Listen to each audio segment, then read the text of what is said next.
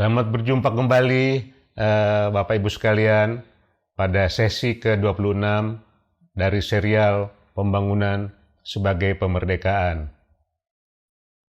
Bapak Ibu sekalian, pada sesi sebelumnya saya mencoba mengajak Bapak dan Ibu sekalian untuk memikirkan apa strategi kita ke depan. Apakah kita mengulang yang telah kita adopsi pada tahun 1960-an, yaitu model Green Revolution, atau kita akan mengembangkan model lain. Bapak Ibu sekalian, pertanyaan ini sudah menjadi pertanyaan yang diolah oleh lembaga-lembaga dunia, terutama FAO. Dengan perkiraan penduduk dunia tahun 1950, kurang lebih 10 miliar, maka yang menjadi pertanyaan utama adalah bagaimana memenuhi kebutuhan protein.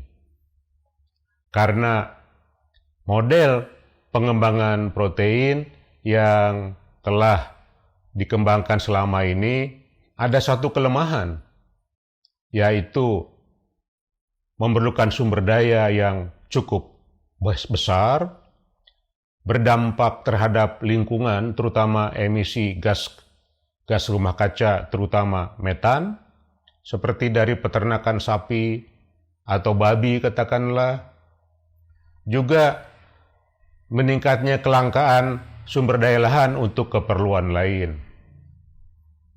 Ditambah lagi dengan persyaratan-persyaratan yang perlu dipenuhi untuk kesehatan atau keamanan pangan, terutama yang berkaitan dengan akumulasi antibiotik.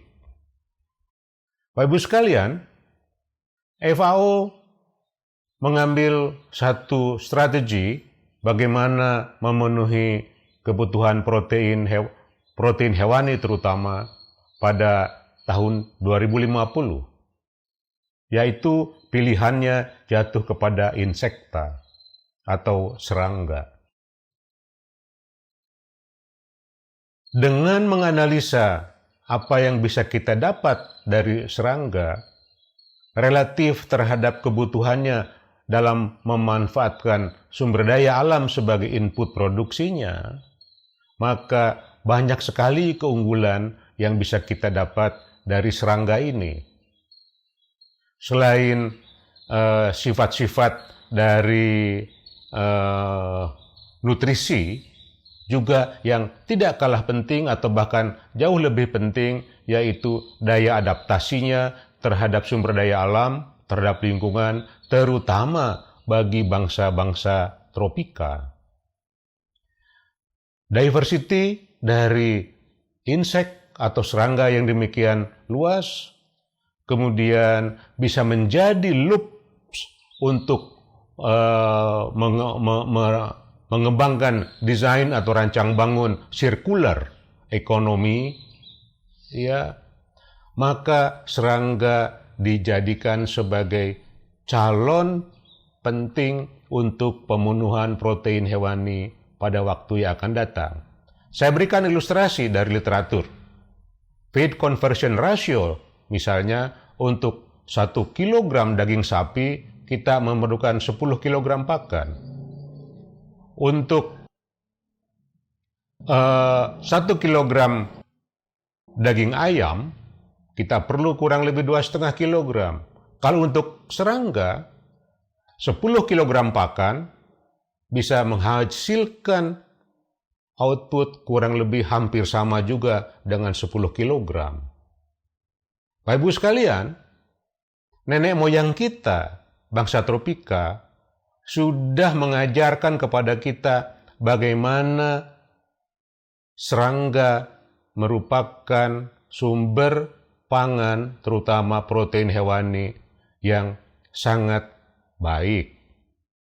Ada satu buku yang ditulis oleh Profesor F.G. Winarno dengan judul Serangga Layak Santap, kalau tidak salah, diterbitkan oleh Gramedia, yang menarik di situ selain isinya yang menarik, apa saja yang layak santap itu, juga kata pengantarnya yang menarik kalau buat saya.